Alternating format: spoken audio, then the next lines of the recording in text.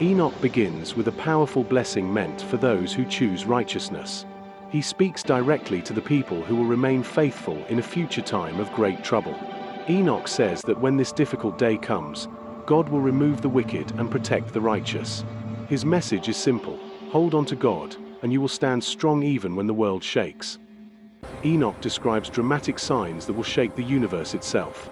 He says the mountains will tremble like frightened rams, and the hills will jump like young lambs. The earth will crack open, the sky will collapse, and everything will melt like wax in a blazing fire. These images show that God's power reaches far beyond human understanding. Even creation will respond when God acts. This chapter reveals Enoch as more than a man. He is a chosen seer, someone allowed to see the future clearly. God gives him visions of the final judgment, a day when every person will be judged for their actions. Nothing hidden will remain hidden. Enoch's voice becomes a warning, a guide, and a reminder that God sees all things. Though Enoch speaks of fearsome events, his message is filled with hope. God will bring justice, lifting up the righteous and removing evil from the world. The chaos is not the end, it is the beginning of transformation. For those who walk with God, this is a promise, not a threat. The words of the blessing of Enoch, for the elect and righteous who will be living in the day of tribulation, when all the wicked and godless are to be removed. As the human population began to grow, many beautiful daughters were born.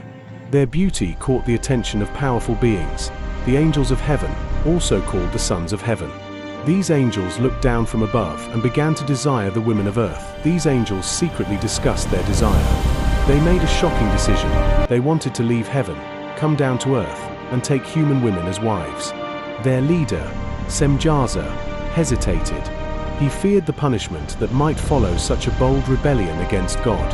But the other angels pushed forward with confidence, to make sure no one backed out.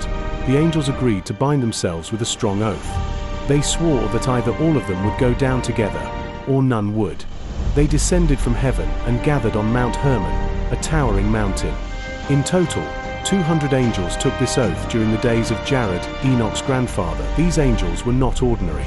They were powerful leaders, mighty beings who chose rebellion over obedience. They became known as the Fallen Watchers, the ones who turned away from heaven's light and stepped into darkness.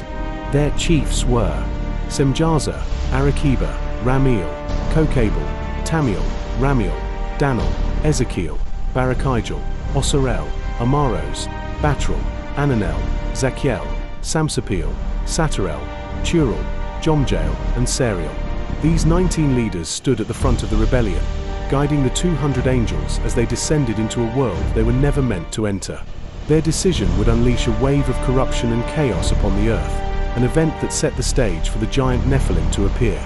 After the angels took human women as wives, their children were born, huge, powerful giants called the Nephilim. These giants were not like normal humans. They grew to enormous size, towering above all people on earth. As these giants grew stronger, they began to eat everything the humans produced. Fields, animals, and food stores were devoured. Soon, nothing was left to satisfy their hunger. When the giants ran out of food, they turned violent. They began attacking humans, and even each other. The world became filled with bloodshed, fear, and destruction. The peaceful earth became a place of terror. The fallen angels didn't just take wives, they began teaching humanity secret knowledge that was never meant for them. Azazel taught humans how to make weapons, armor, and jewelry. Semjaza taught enchantments, magic, and sorcery. Other angels revealed secrets of plants, astrology, and signs of the heavens. Once humans learned these forbidden arts, the world changed quickly.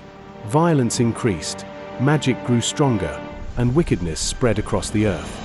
People turned away from God, following the dark teachings of the Watchers. The archangels, Michael, Gabriel, Raphael, and Uriel, looked down from heaven and saw the earth filled with blood, violence, and suffering. They heard the cries of humans who were being destroyed. The archangels went before God and reported everything: the giants' violence, the fallen angels' sins, and the suffering of the innocent.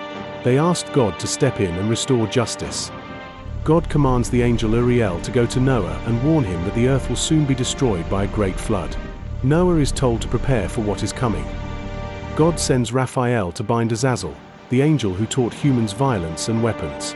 He is thrown into darkness until the day of judgment. Michael is told to bind Semjaza and his followers. Their spirits will be trapped, and they will watch their giant children destroy each other. God declares that the giants will turn against each other in war, wiping themselves out. This is their judgment for filling the world with evil. After the giants are destroyed and the fallen angels are punished, God promises that the earth will be restored. The land will become peaceful again, and righteousness will return. God promises to give blessings, peace, and protection to the righteous. The world that was once filled with terror will become safe again. Enoch lived a pure and righteous life. Because of this, God chose him to receive visions and messages. While other people lived ordinary lives, Enoch walked closely with God, hearing things others could not hear. God called Enoch and gave him a special mission: deliver a message to the fallen angels. These angels were terrified because they knew judgment was coming. When Enoch arrived among the fallen angels, they were filled with fear. They begged him to pray for them and asked God to forgive them. They hoped Enoch's closeness to God might save them. Enoch took their request and wrote it down on a scroll. Then he sat by the waters of Dan and waited for a vision from God to answer their plea. Enoch fell asleep and received a powerful vision.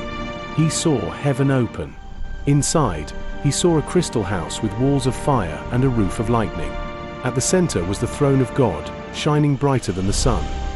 Countless angels surrounded the throne, shining like flames. Their voices filled the air like thunder. Enoch trembled with fear but was told to stand and listen. The fallen angels would not be forgiven. Enoch. They abandoned heaven, took human wives, and corrupted the world. They would never return to heaven.